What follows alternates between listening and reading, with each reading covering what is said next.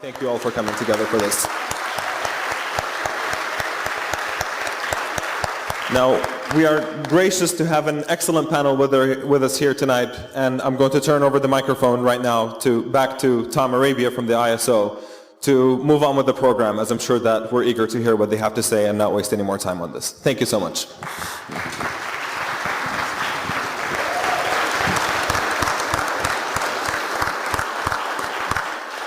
And of course, Professor Noam Chomsky.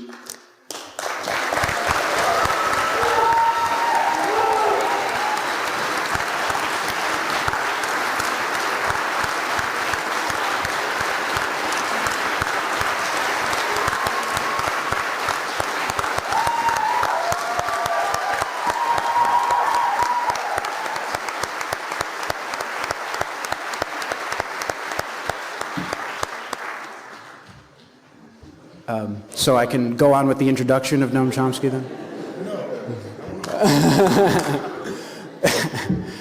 No. In fact, I'll just let him take it from here. Thank you, Noam. There are quite a range of topics to talk about. It's a lot of complex issues. I have a few minutes. I don't want to speak too long. And I'll just pick two topics and try to focus on them. A couple of words about something else.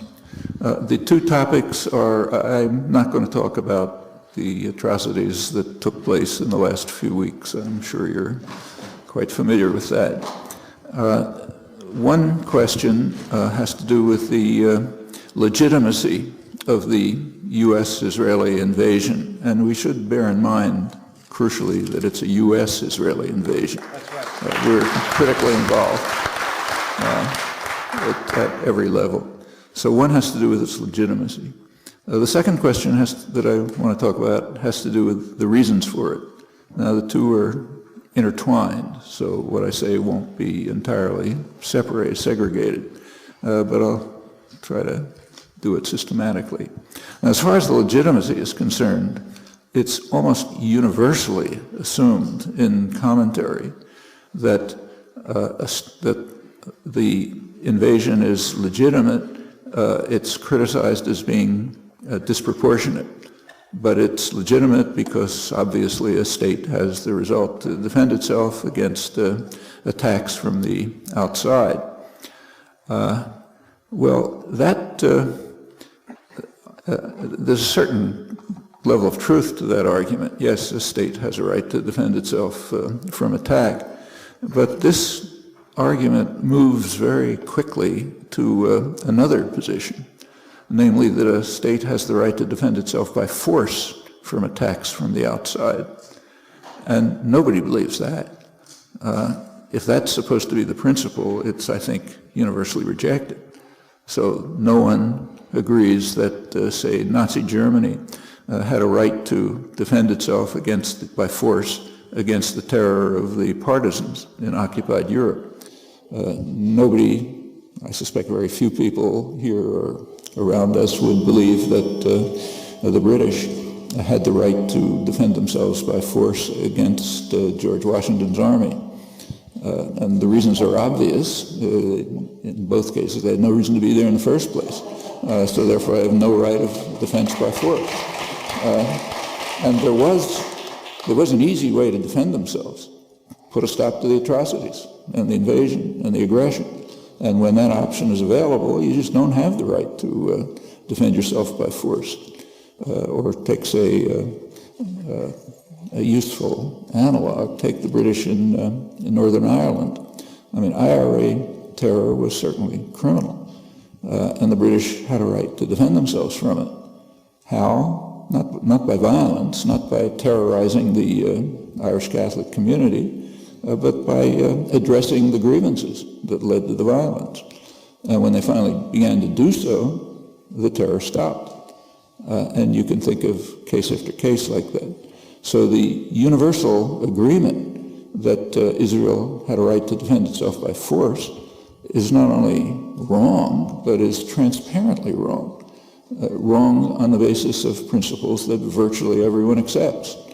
Well, there's plainly if that reasoning is correct, there's plainly a crucial educational problem to face. bring people to understand that by their own principles, their conclusions are absolutely illegitimate. And the reasoning's not profound, nothing deep about it, it's all on the surface. Let's turn to reasons. What were the reasons for the attack? There's an official reason. It was given, for example, by Ehud Barak, defense minister, who said Israel's had lost patience with the rocket attacks and therefore had to invade. That, of course, and that's accepted almost universally. Then there are debates about proportionality. But that has the same fallacy. You have to show that a reaction by force to rocket, you have a right to defend yourself from rocket attacks, surely, but it takes another step in the argument to show that you have the right to defend yourself by force against rocket attacks, as in the examples I mentioned and numerous others. And to show that, you have to show that there were no peaceful alternatives to doing so. Well, that doesn't have to be true. There are plenty of peaceful alternatives. I'll come to them in a minute. There has been further debate about the discussion about the reasons. One commonly proposed argument, which I think is accurate, is that Israel had to overcome the what they call the lessons of the failed Lebanon War in 2006, when Israel lost what's called credibility, its deterrent capability. To put that in simple English, it had lost the ability to intimidate its adversaries into submission by the threat of extreme violence, and they had to recover that capability. It was probably a factor. As for the timing, probably had to do mostly with the Israeli elections, in fact, which are coming up in a couple of weeks. One Israeli commentator calculated at the very beginning of the war that for every 40 Palestinians killed, Barak gained one parliamentary seat. I'm not sure his arithmetic was exactly right, but the principle is, if you compare the polls and the casualties, comes out more or less like that. But none of that gets to the reasons. I think the reasons are different and much deeper. The reasons are pretty much explicit. They were explained by Ehud Olmert, the prime minister, right here in the United States in May 2006. He gave a speech to a joint session of Congress, rousing ovations, when he explained 2 points. One, a principle, another, implementation of it. The principle, he said, is that the historic right of the Jewish people to the land of Israel is beyond challenge. Rousing ovation. There's a corollary to that. The original population doesn't have a right there. And in fact, the U.S. and Israel just took that position formally at the United Nations. Once again, last month, in December, there was a series of UN resolutions that were passed, mostly by about the same vote, something like 170 to 3 or something like that. This one passed 173 to 5. It was on the right of Palestinians to self-determination. The 5 against were the United States, Israel, a couple of Pacific Islands. That's the usual votes in the United Nations. And as usual, it doesn't get reported. So, for example, also unreported was the fact that there was a resolution on the right to food. Huge problem now. It's 1 billion people facing starvation. It's far worse than the financial crisis. But of course, that deals with what one British diplomatic historian called the un-people, the ones who are different from us. So not discussed much. The vote on that was unanimous, with one vote against, namely the United States. There was a vote on arms traffic. The United States is by far the biggest arms trafficker. And this was to regulate the arms traffic. In 2006, the United States voted against that alone. This time it had company, Zimbabwe, so there's 2 of us vote against it. None of this obviously can get reported. But the one on the Palestinians is interesting. No right of self-determination. And that's a corollary to the conclusion that the historic rights of Israel to the land of the Jewish people to the land of Israel are beyond question to go together. Actually, if you look at the colloquy at the United Nations, there were various rather pathetic excuses as to why the U.S. had to vote that way, but we didn't go into that. So that's a principle. Then comes the question of implementation. And Olmert also, at the same time, May 2006, explained the implementation. It's the program that he called Convergence. Israel does not want to take over, there were sections and still are sections in Israel that want to take over the entire West Bank. But the more rational people understand that that's a problem. It leads to what's called the demographic problem. There'll be too many Palestinians in the state, and if it's at all democratic, it won't be a Jewish state. So you have the problem of how to keep a Jewish state while taking over what you want in the West Bank. And on the side, it's not in question that all of the actions in the West Bank are illegal, in violation of the foundations of international humanitarian law, the Geneva Conventions. In fact, the Israeli government was informed of that in 1967 by its own top legal representatives, including the Justice Minister. So, and it's been ratified by the International Court of Justice, the World Court, in a unanimous decision, including the U.S. Justice. So there's no real debate about that. Everything that's going on there is criminal, and the U.S. as what's called as a high contracting party to the Geneva Conventions has the legal responsibility of acting to prevent it. Not doing so is also criminal, and directly abetting it by economic, military, ideological, other means is, multiply criminal. So the criminality of all these actions in Washington and Tel Aviv is not in question, but it's accepted universally that somehow that's okay. In other words, the United States regards itself as an outlaw state. Its commentators, intellectuals, media accept that, and that right of being an outlaw state is inherited by its clients. So the issue of criminality is kind of off the agenda. How do you go about taking what you want in the occupied territories without running into the demographic problem? Well, there's a way. Traces way back to 1967. It's taken various forms since. Olmert's version was that Israel should annex everything within what's called the separation wall. It's an annexation wall, actually. It should proceed, as it's been doing, to take over the Jordan Valley. That's about a third of the West Bank. That imprisons what's inside. Of course, Israel has total control of the air and so on. But what's inside, the imprisoned part, has to be broken up into cantons.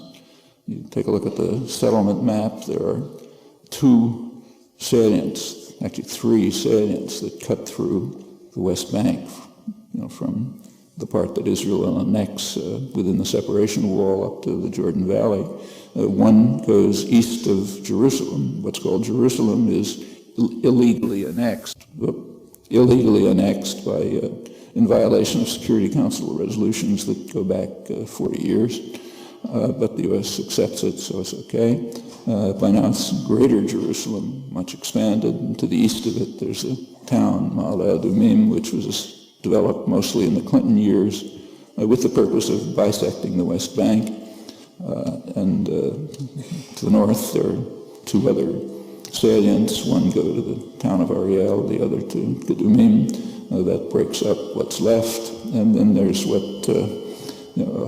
complex network of checkpoints and barriers and so on, which have no security function except in the sense that they undermine the possibility of any civilized life for the animals that are wandering around in the rest of the territory.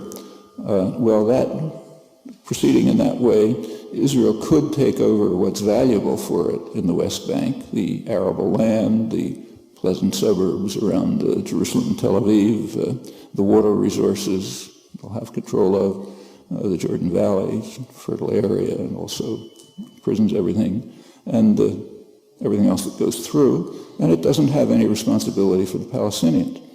What will happen to them? Well, it was made pretty clear right at the beginning of the occupation by, actually, the person who was clearest was Moshe Dayan, who was the defense minister in charge of the occupied territories. And among the leadership, perhaps the person most sympathetic to the plight of the Palestinians, he recognized it and understood it. And his position was that what we're doing to you, the Palestinians, is very much like a Bedouin who kidnaps a young woman and forces her to marry him, and ultimately she'll accept it. So ultimately you'll accept what we're doing to you. And you, otherwise, as he put it, you will live like dogs, and those who want to leave can leave. And we'll see where that goes. Nothing secret about this, public record from 1967, and it's implemented since. It's not words repeated in one or another form, and it's implemented. Those are the settlement programs, the development programs, which you and I pay for in a lot of ways, not just financially, but militarily, diplomatically, and in other ways. Well, that's the way to implement the historic right of the Jewish people to all of Palestine without running into the feared demographic problem. There's also the problem of the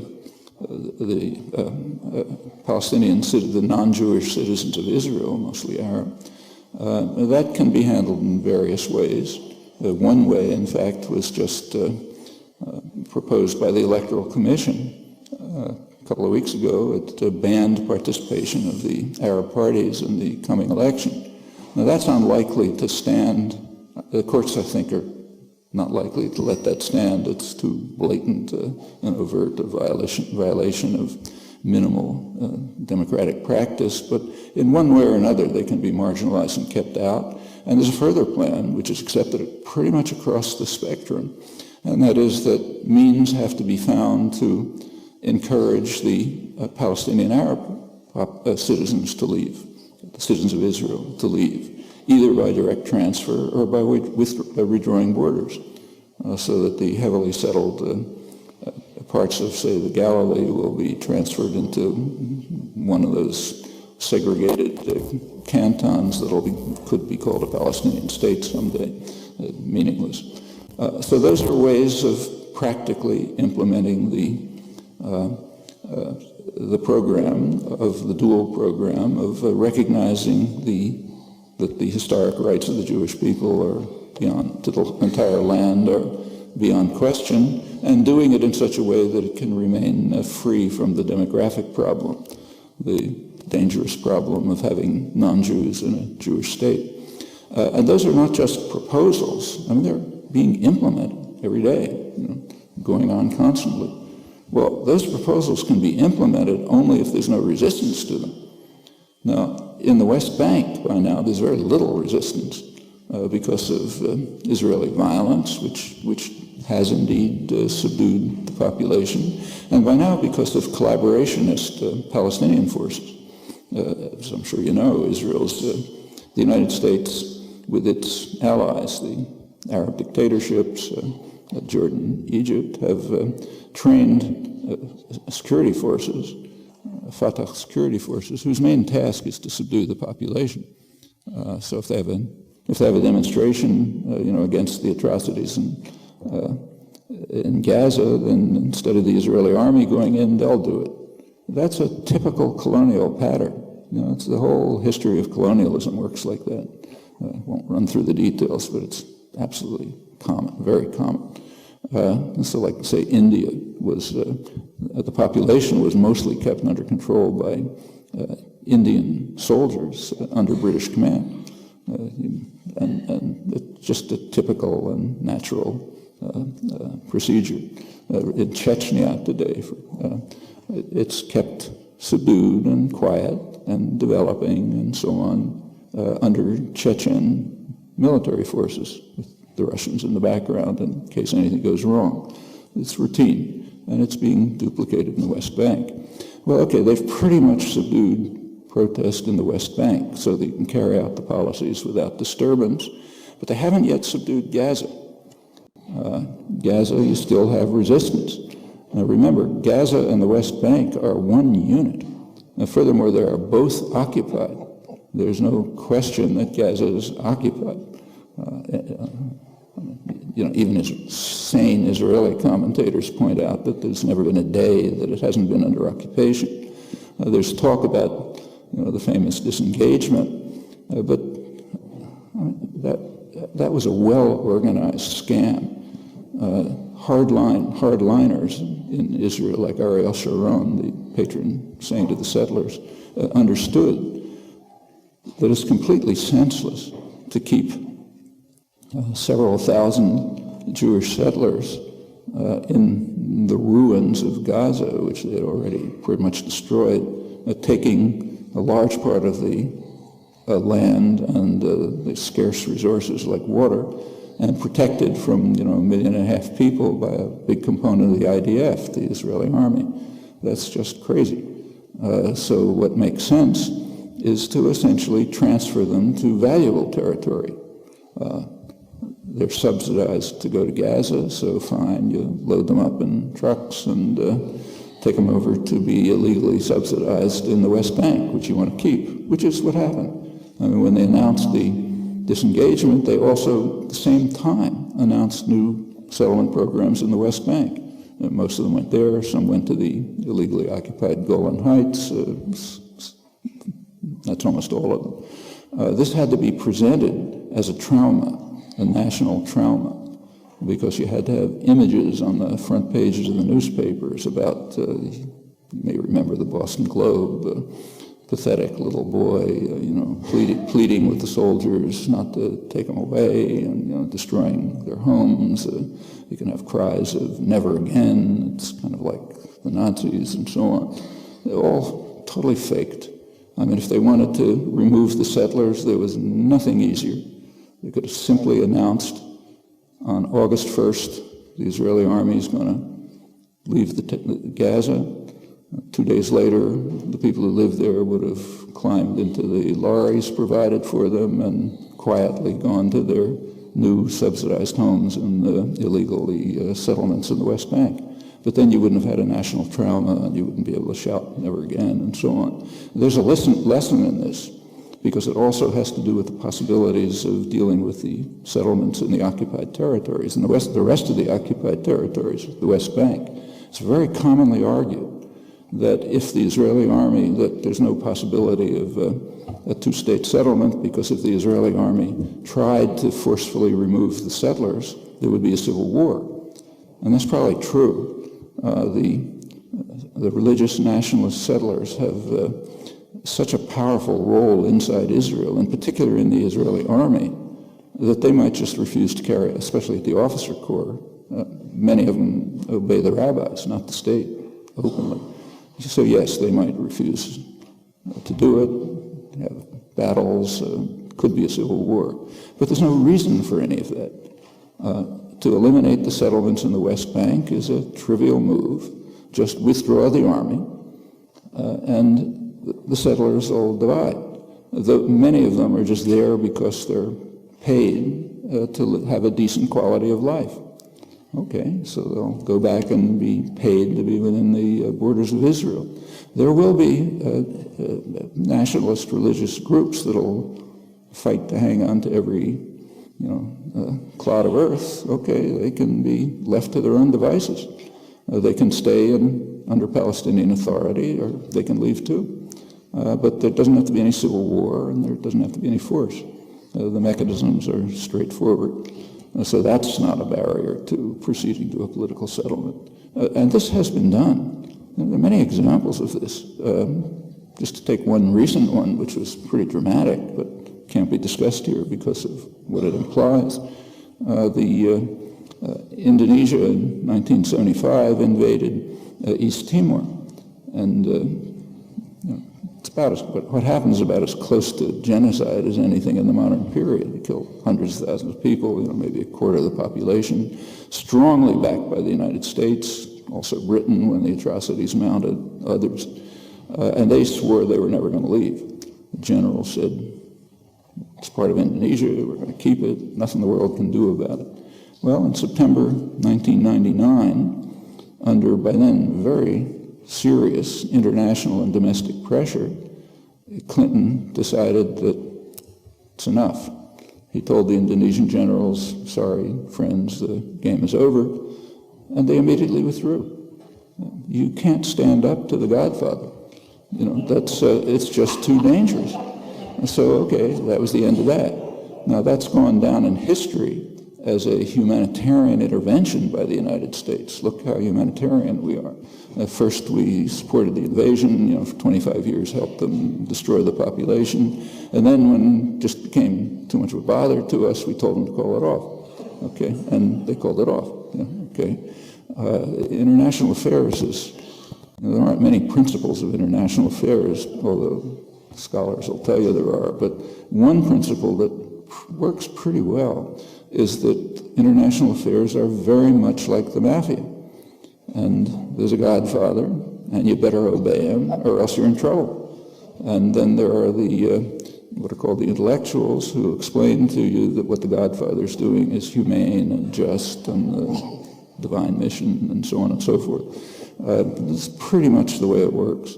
And the same could work in the rest of the occupied territories. Let's go back to the question of legitimacy of the attack. Are there peaceful alternatives for Israel when they're under rocket attack?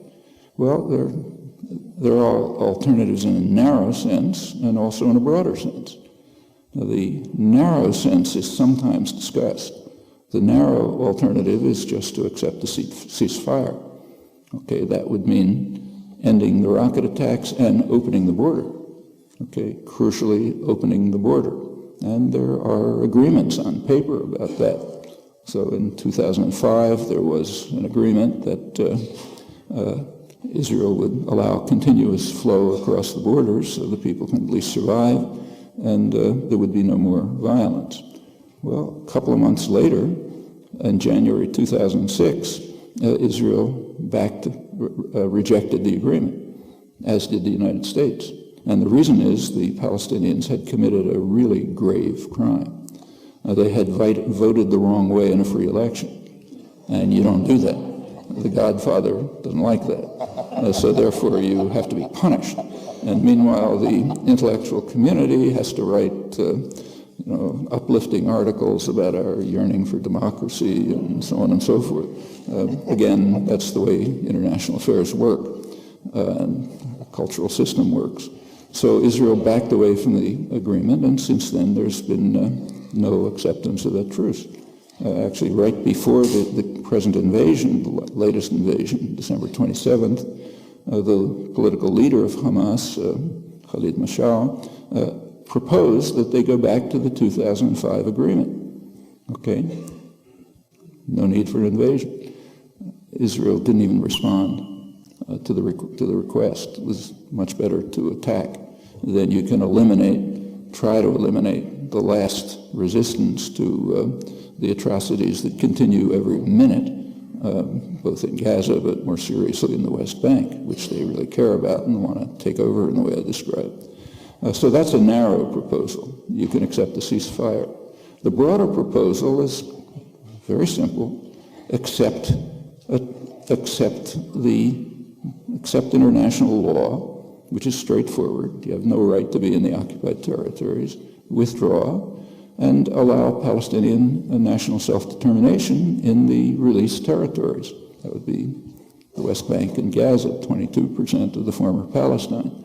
Now, on that matter, there is an overwhelming international consensus, and there has been for over 30 years. Other topics that aren't discussed here. This proposal came to the Security Council of the United Nations in January 1976. It was brought by the Arab, what are called the confrontation states, Syria, Jordan, Egypt, two-state settlement on the international borders, incorporating all the wording of UN 242. Those of you who follow this know that that's at least in principle, that's what everyone accepts. So the right of Israel and every other state to live in peace and security within recognized borders and so on, and a Palestinian state in the released territories. Well, Israel was bitterly opposed to that. They actually carried out an action which presumably was directed against the UN. Israel bombed Lebanon for no pretext, killing 50 people. It was kind of reported here, but it's like a footnote. Rightly, it is a footnote. That was probably a message to the United Nations, don't fiddle around with us. And the U.S. vetoed it. Okay, the Godfather took care of that. And there's a record, yeah, I'll be over. There's a record ever since. It's late, I won't run through it. But there is one break in the record, and it's important to recognize it because it's significant for the future. In January 2001, there was 1 week of negotiations in Taba, Egypt, in which Palestinians and Israelis negotiated, top negotiators, dealing with the detailed issues about borders, Jerusalem, refugees, and so on. And they came pretty close to an agreement. In fact, in their last press conference, they said if they had a couple of more days, they probably could have reached a settlement in terms of the international consensus. Well, Israel called off the negotiations prematurely. That was the end of that. But 2001 isn't that long ago. It's not that it's reaching for pie in the sky. I mean, that can be resumed. What's required is that the Godfather agree to what he agreed to in Indonesia in 1991. Just say, okay, game is over. And you have simple ways to proceed to achieve the international consensus. Right now, the U.S. and Israel are absolutely isolated on this. Hamas accepts it. Hezbollah has said they won't disrupt anything that the Palestinians accept. Iran has said the same. The rest of the world's in favor of it. It's the U.S. and Israel, and the U.S. is the crucial actor all the way through because of its power. So it's really in our hands. And that means, I'll just say one more word on, there's a lot of talk about trying to apply the kinds of tactics that were used in the case of South African apartheid. But think that through. It's tempting, I agree, boycott, divestment, sanctions. Think it through. The South African boycott, divestment, and sanctions were effective after decades of education and organizing in the 1980s, at a point when Congress was passing legislation in favor of boycott, barring U.S. trade. Mayors were getting arrested, protesting against apartheid. The American corporations were protesting against it. Okay, at that point, people understood what was going on, and you could have an effective campaign. And the same would be true in this case. If people understood what was going on, what you're doing, you could have that kind of campaign. But this is different. You don't need the campaign. If people understood what was going on, you could settle the problem without that, namely by getting the United States to withdraw its extreme rejectionism. And I think that focuses on the task that's really in front of us. It's an educating and organizing task, the one that was carried out over a long time to lead to, overwhelming opposition to apartheid. Okay? Then you can do things about it. And it's not easy. And the apartheid case indicates why. So in the 1980s, Congress did legislate an end to U.S. trade with South Africa. The Reagan administration evaded it. And in fact, trade increased. As late as 1988, the Pentagon declared the African National Congress Nelson Mandela to be one of the more notorious terrorist groups in the world. It's 1988. That's Colin Powell's Pentagon. In fact, you may know that Mandela was removed from the terrorist list just a couple of months ago.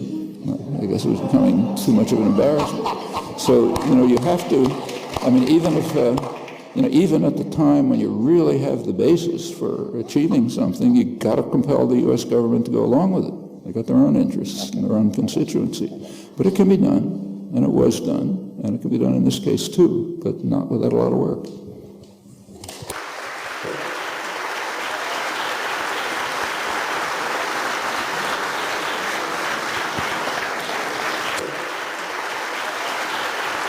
Professor Noam Chomsky.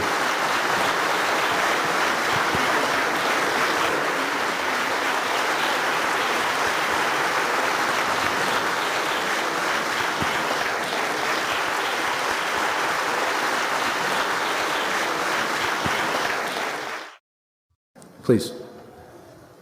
Hi. I wondered if you could say something about, I understand how this arrangement, what Israel does is how the U.S. sees it as beneficial to the U.S.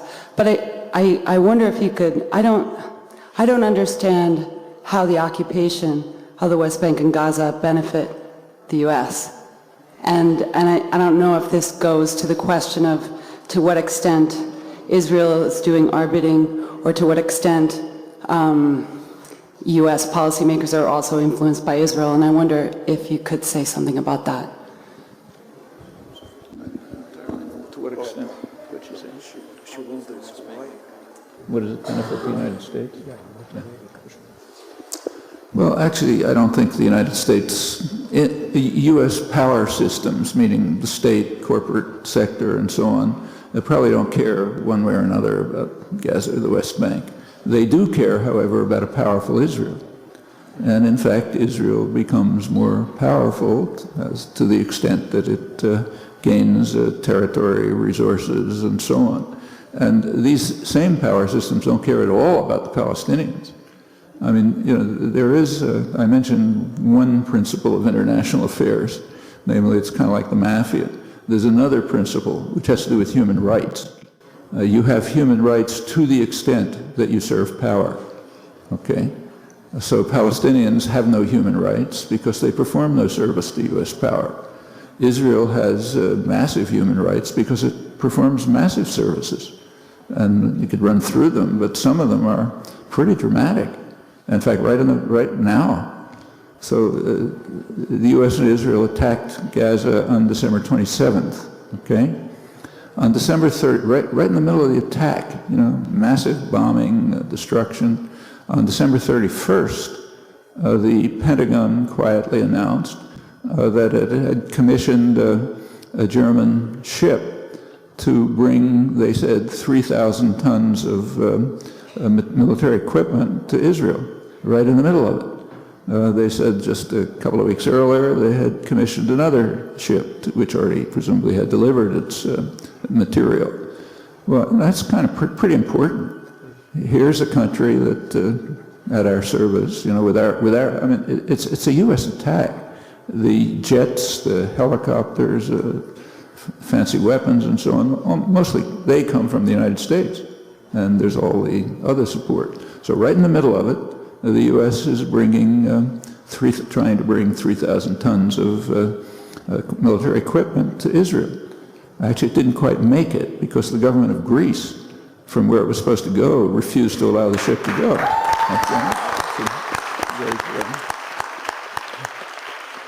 That has a history too.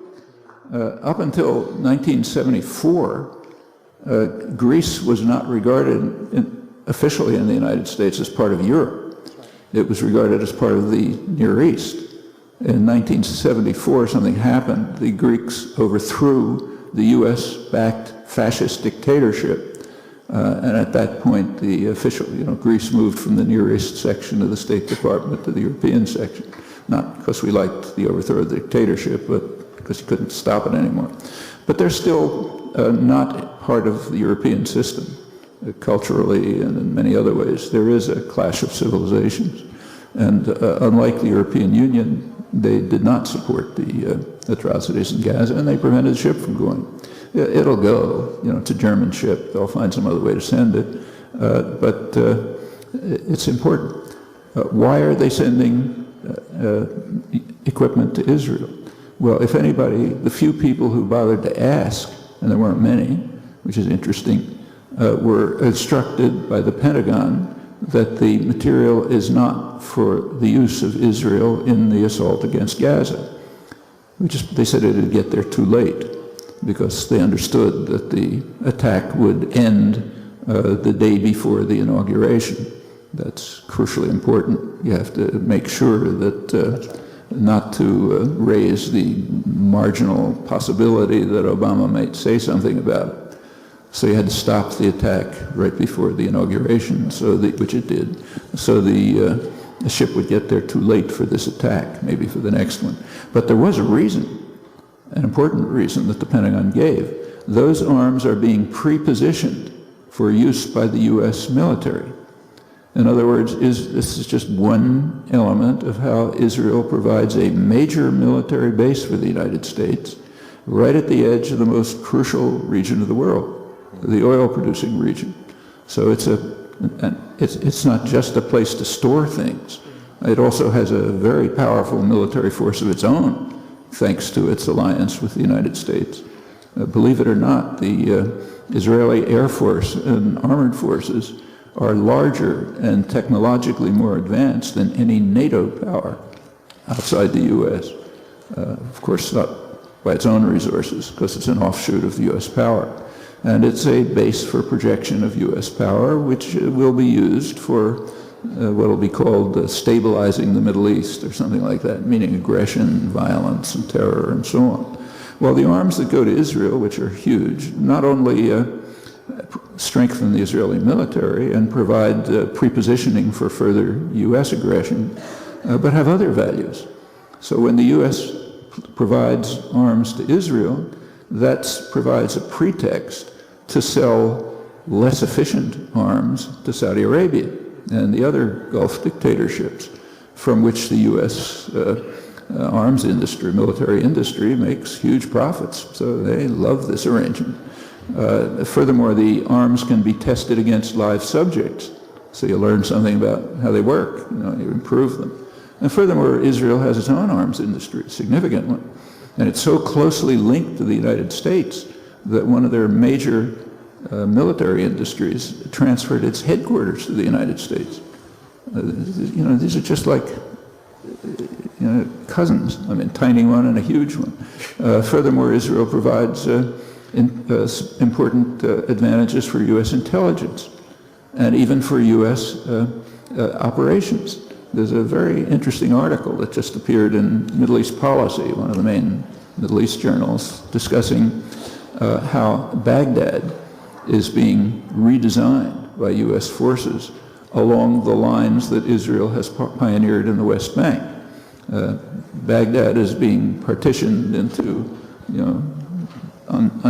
disconnected areas by walls and all sorts of other gating, to try to keep people under control, which is an application, the author suggests, professor out in the West, that is plausibly is just an application of Israeli strategies. They apply techniques which we then use. They do perfection of weapons. Furthermore, Israel is a high-tech center, and U.S. high-tech corporations like that. You take a look at investment in Israel. Investment by Microsoft, Hewlett-Packard, Intel, and so on is going up very fast in Israel, Warren Buffett and others, because it's valuable to have a high-tech center with trained people, and they can do your work for you, and so on and so forth. And we can run through the list. It performs many services. It's performed other services, like when the U.S., I mentioned that the Reagan administration had to find ways around the boycott of South Africa. Well, Israel helped out, helped Britain too, provided means to provide arms and other services. The same was true in Central America. the United States was carrying out a major terrorist war against Central America in the 1980s, but Congress did impose some restrictions, and they could have, the U.S. has a terrorist network, terrorist states. Israel's one of them. Taiwan's another. Britain, to an extent, is another. And they could fill the gap.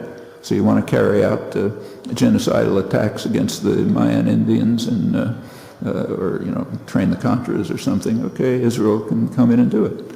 That's very valuable. You have an imperial system. You want mercenaries. Small countries hire mercenaries. Big countries like ours hire mercenary states, and that works.